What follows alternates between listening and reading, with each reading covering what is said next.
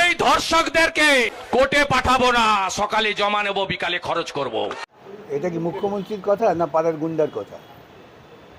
মুখ্যমন্ত্রী মুখ্যমন্ত্রী বা রাজনৈতিক নেতারা তারা তো আইনের শাসনের কথা বলবেন। যেসব কথা আপনি বলছেন এগুলো তো গুন্ডারা বলে। আমরাও ছেলেবেলায় অনেক গুন্ডা দেখেছি এসব বলতো। তারপর যখন আমরা যৌথভাবে প্রতিরোধ করতাম, রেজিস্ট্যান্স পার্টি ফাটি করতাম, পালিয়ে যেত। তা আমরা একটা গণতান্ত্রিক ব্যবস্থায় বসবাস করছি যেখানে সংবিধান দ্বারা নিয়ন্ত্রিত, সুতরাং আমাদের কথাবার্তা আচরণটাও গণতান্ত্রিক হওয়া উচিত। এখন আমরা যেভাবে বড় হয়েছি, বিভিন্ন ধর্মে যা আছে সে হচ্ছে মেয়েরা হচ্ছে পুরুষের উপভোগ্য। এই সব ধর্মই শেখায় মেয়েদের কোনো অধিকার নেই, মেয়েরা ঘর থেকে বেরোতে পারবে না, লেখাপড়া শিখতে পারবে না, মেয়েদের খালি কাজ হচ্ছে সন্তান জন্ম দাও। এই সব ধর্মই এই সমস্ত অযৌক্তিক জিনিস প্রচার করেছে, যার ফলে পুরুষেরা মনে করে নিয়েছেন যে আমাদের একাধিপত্য, আমরাই সব, আমাদের ক্ষমতা আছে এবং মেয়েদের আমরা উপভোগ করব।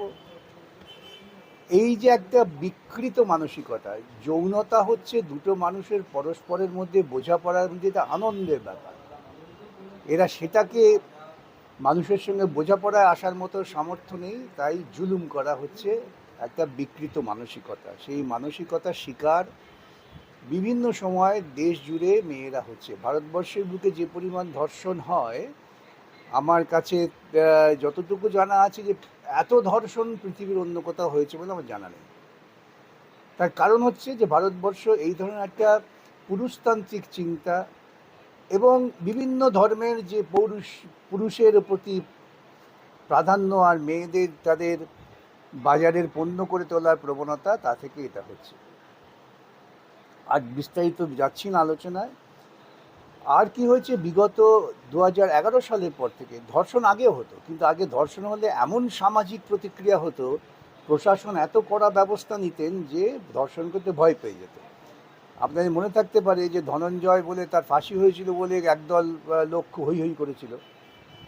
তারপর ওই অনিতা দেওয়ানের ক্ষেত্রে সাজা হয়েছে, তারা যাবজ্জীবন কারাদণ্ড, এখনও বোধহয় তারা জেল খাটছেন। প্রশাসন যদি তৎপরতার সঙ্গে ব্যবস্থা নেয় তাহলে ধর্ষণের প্রবণতাটা একটু কমে।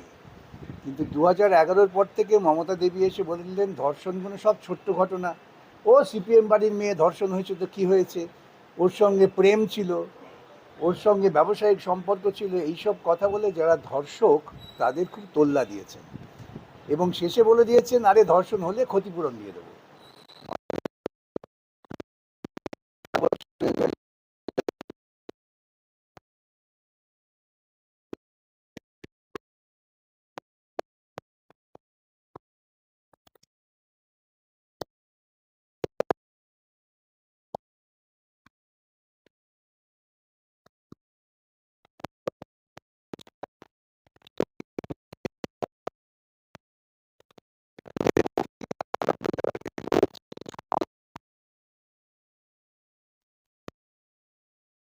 আরএসএস এর প্ল্যান অনুযায়ী এখন হিন্দু সংখ্যাগুরুরা বলছে আমরাই সব নিয়ন্ত্রণ করব এবং ওদের মনুবাদু দর্শনে মেয়েদের বলা হয়েছে, ওদের দুদিন আগে ওদের ভাগবত বলেছেন যে মেয়েরা সন্তান উৎপাদন করো আর ঘরে বসে পুরুষের সেবা করো। তার পরিণতি হচ্ছে এগুলো। প্রশাসন যদি সময় মতো কড়া ব্যবস্থা নিতে পারে তাহলে কিন্তু লোকে ভয় পায়। আর এখানে কি হচ্ছে, যে অভিযুক্ত তাকে গিয়ে পুলিশ থেকে, থানা থেকে ছাড়িয়ে আনা হচ্ছে। কারা ছাড়িয়ে আনছেন? যারা শাসন ক্ষমতায় আছে। তাতে পুলিশ প্রশাসন তারাও চুপচাপ বসে থাকে, আমার কি বয়ে গেল, কে কখন আসবে আমার উপর জুলুম করবে, আমাকে ট্রান্সফার করে দেবে শীতলকুচিতে, হয়তো আমিও বসে থাকি। পুলিশের যে আইনি দায়িত্ব, প্রশাসনের যে আইনি দায়িত্ব, সেই দায়িত্বটা তারা পালন করছেন না, তারা তাকিয়ে থাকছেন মন্ত্রীদের দিকে। এটা একটা বিপজ্জনক ঝোঁক তৈরি হয়েছে পশ্চিমবঙ্গে, যা আগে ছিল না। যে যতই বলুক না কেন, আমি প্রত্যেককে চ্যালেঞ্জ করছি, এইরকম ঘটনা আগে ঘটেনি যে রাজনৈতিক দলের নেতারা অপরাধীকে থানা থেকে ছাড়িয়ে এনেছে। এই ঘটনা কখনো ঘটেনি। যাই হোক, সে বিতর্কের মধ্যে যাচ্ছি না। হরিপুরে যে ঘটনা ঘটে অত্যন্ত নৃশংস, এবং মানুষ এত ক্ষেপে আছেন, প্রশাসনের ওপর তাদের কোনো ভরসা নেই, তারই পরিণতিতে এইসব হচ্ছে। আমরা আজ প্রত্যেকের কাছে আবেদন করছি, আমি নিজেও গিয়েছিলাম, যে শান্ত থাকুন, ধীর স্থিরভাবে চলুন। যে মেয়েটি গেছে সেটা গেছে, কিন্তু পরবর্তীকালে যেন এই ধরনের ঘটনা না ঘটে, এটাও পাড়ার ছেলেদের নিজেদের চেতনায় বৃদ্ধি করতে হবে। প্রাক্তন মুখ্যমন্ত্রী মমতা বন্দ্যোপাধ্যায় 15 বছরে কামধুনি, হাঁসখালি, আরজিকর সহ বেশ ঘটনা ঘটেছিল, ছোট ঘটনা, সাধারণ ঘটনা, প্রেম ঘটেছিল, কিন্তু বর্তমান মুখ্যমন্ত্রী তিনি বলছেন যে ক্যাপিটাল পানিশমেন্ট দেওয়া হবে, এবং আজকে মুখ্যমন্ত্রী সেই জায়গায় মুখ্যমন্ত্রী গিয়েছেন এবং নিজেদের পরিবারের সঙ্গে দেখা করেন। আর ক্যাপিটাল পানিশমেন্ট দেওয়ার মালিক কি মুখ্যমন্ত্রী নাকি? এটা তো বলছেন তিনি। তাহলে সেটা বুঝুন যে এই ধ্বংস করার যে পরিকল্পনা বিজেপি গোটা দেশ জুড়ে একটা অঙ্গ। আমার বইগুলো আছে, বইগুলো দিবে।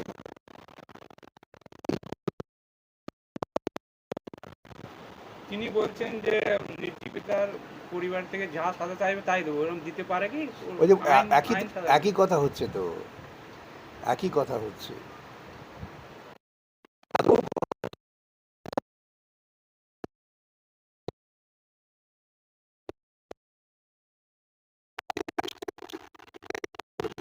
আমরা গিয়েছিলাম গতকাল, বলছিলেন যে রেল লাইন উপড়ে ফেলা হয়েছে, পুলিশের গাড়ি পুড়িয়ে দেওয়া হয়েছে, কিন্তু আমরা দেখলাম রেলও চলছে আর পুলিশের গাড়ি পুড়িয়ে দেওয়া হয়নি বলে আমরা খবর পাই। না না, এগুলো তো ওরা গল্প তৈরি করেন। উদ্দেশ্য হচ্ছে একটা সম্প্রদায়, ওখানে যারা প্রতিবাদ করছেন তাদের বিরুদ্ধে।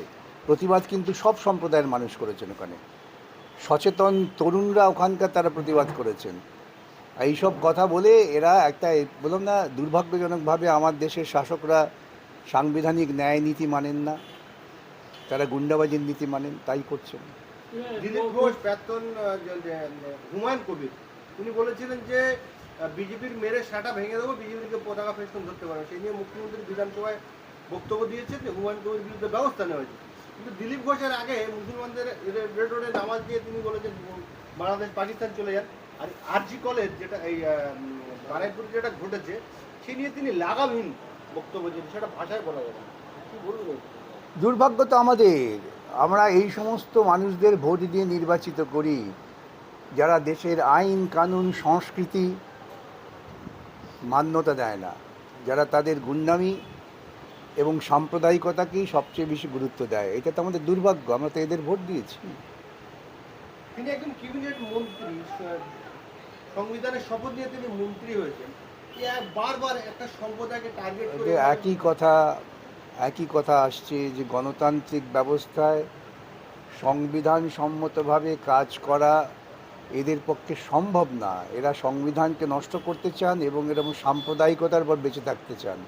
সুতরাং একই কথা বারবার বলতে হচ্ছে, এবং সমস্ত সচেতন মানুষ, ধর্ম বর্ণ নির্বিশেষে, যারা ভারতবর্ষের ঐতিহ্যকে মেনে চলেন, তারা শান্তিপূর্ণভাবে এই সমস্ত হামলাবাজির বিরুদ্ধে রুখে দাঁড়াবেন।